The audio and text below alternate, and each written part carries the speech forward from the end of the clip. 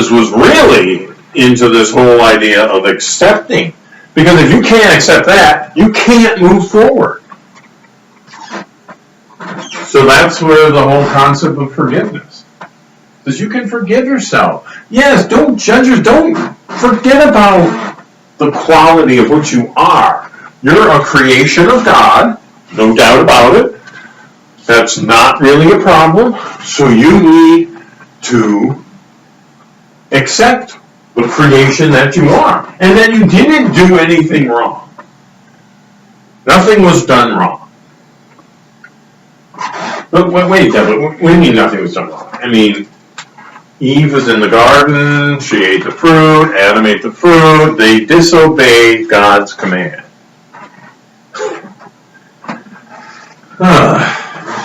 Yeah. Alright, I mean, I know that's what people think. It baffles me. Let's just take the story as it is. Completely true. So, what happened, according to the Bible, is that God made Adam, and then from Adam he made Eve. And then he had them live in this Garden of Eden. And they could do anything they wanted. They could eat from any tree, they could interact with any of the animals, they could do anything. But except for those one tree, in the center of the garden was this tree of knowledge. And that's where the good and evil, God did not want his two children to know good and evil.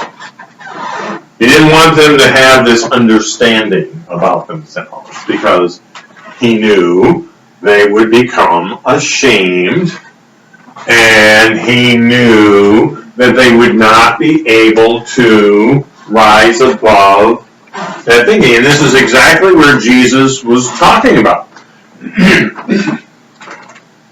I mean, he's just using the logic of the Bible. He's saying that what happened in the Garden of Eden, the fact that God did not want Adam and Eve to eat from the tree of knowledge, because if they did, they would know the ugly, beastly creatures that they are, and they would feel shame. And once they feel shame, they would be unable to rise above their nature. And Jesus is trying to say, yes, you can. You have to rise above it. You have to accept that that's what happened. That, Eve just acted out of, And let's put some perspective here. If the Bible is to be taken literally true, on day 6 of the whole process of creation, Adam and Eve were created. And within a day,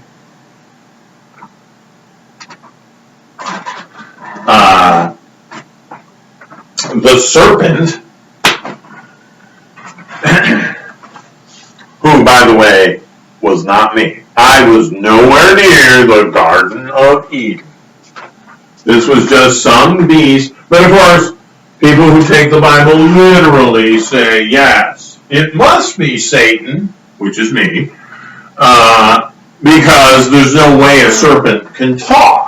Stands to reason. Which is such a joke. The whole story is a complete joke. But in it did reveal this struggle that God wanted human beings to figure out. He set it up. Eve was totally framed. No way could Adam and Eve avoid this situation. Because the truth is, God wanted them to know the truth about good and evil. Totally played them. Totally conned them into thinking that somehow they would choose not to know good and evil, when in fact God wants to know. That's why he created me. God created me to be the representation of evil. And he needed that contrast so that he could see if his little creations would choose him.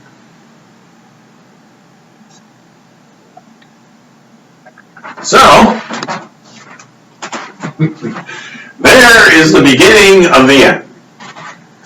God totally conned Adam and Eve into thinking they could live immortal. They could have been immortal beings like me. They just had to avoid learning about good and evil. Because once they learned that, that was going to cause all sorts of problems. And it did. But that's exactly what God wanted. So it's a lie to think that God did not want Adam and Eve to know good and evil. He did. He set this tree in the middle of the garden, this beautiful garden, and this was probably the most beautiful tree.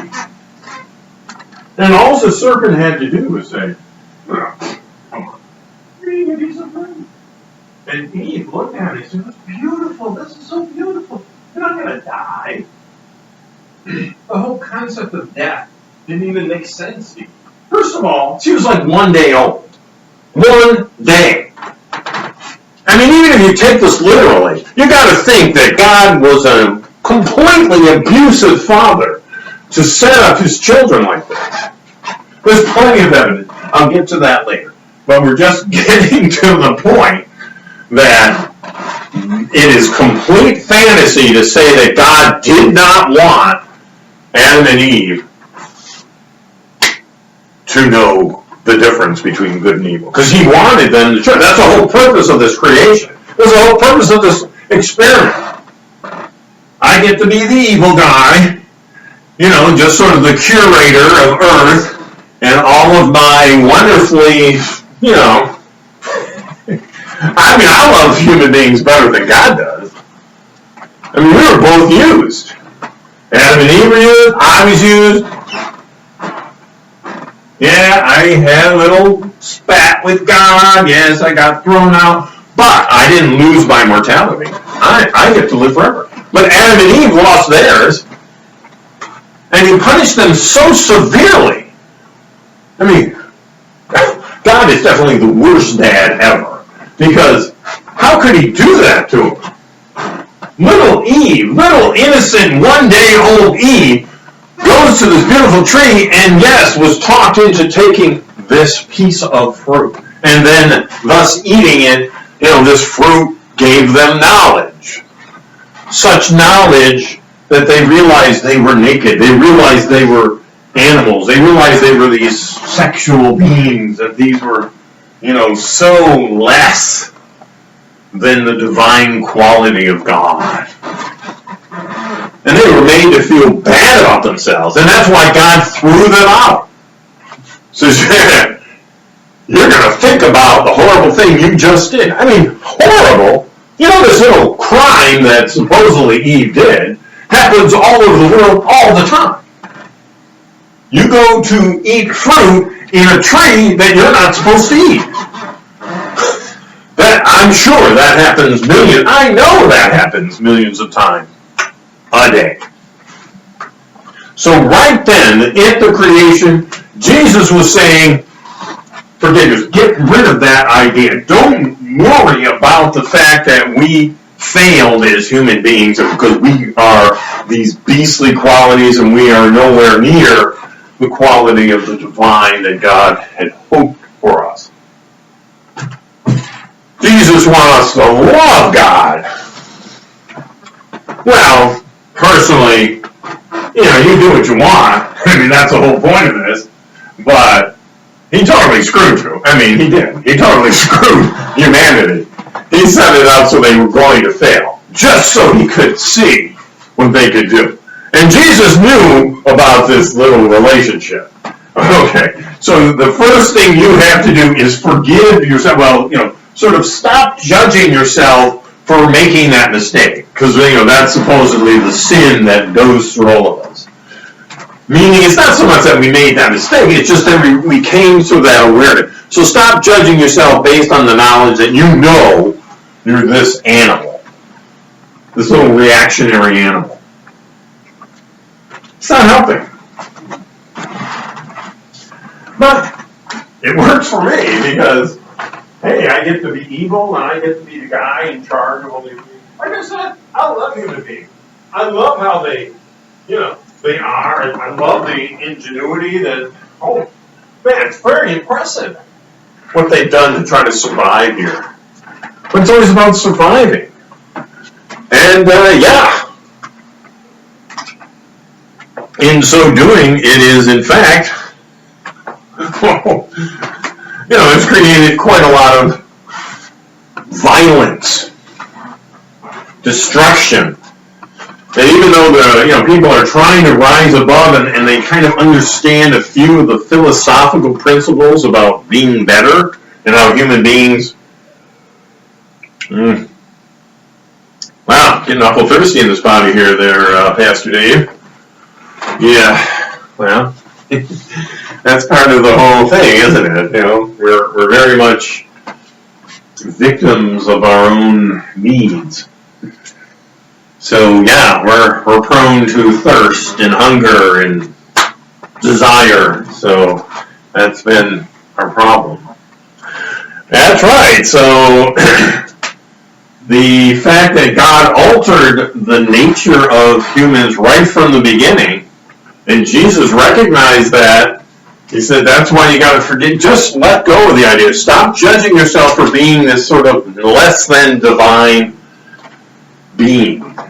You were still created by God. You can still do this. He believed it. I admired him for believing it.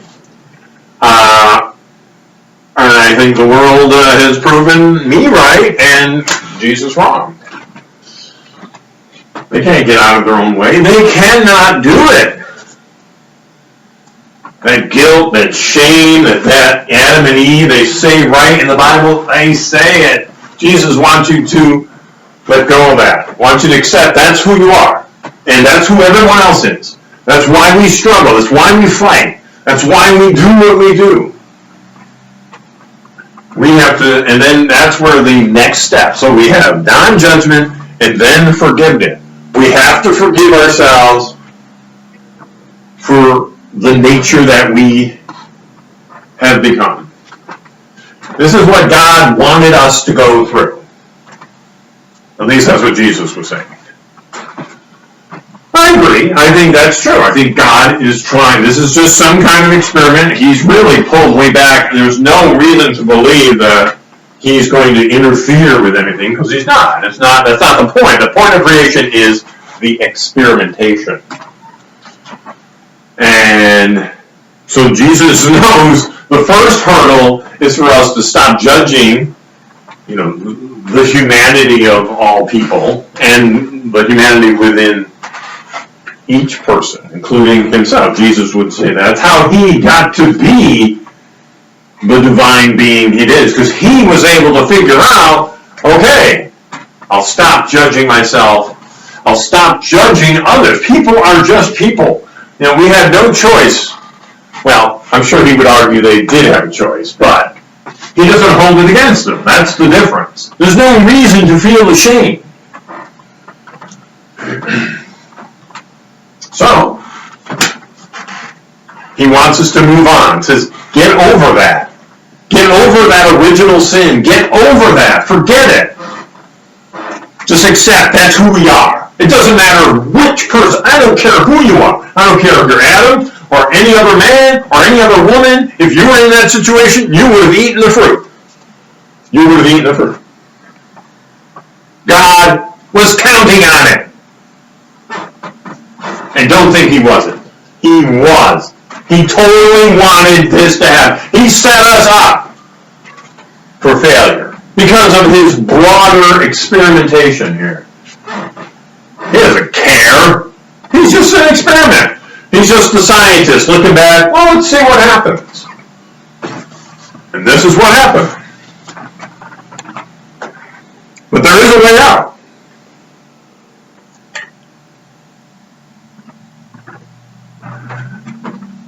Of course, Jesus loved God. I don't. I think, I appreciate the fact that he wanted to experiment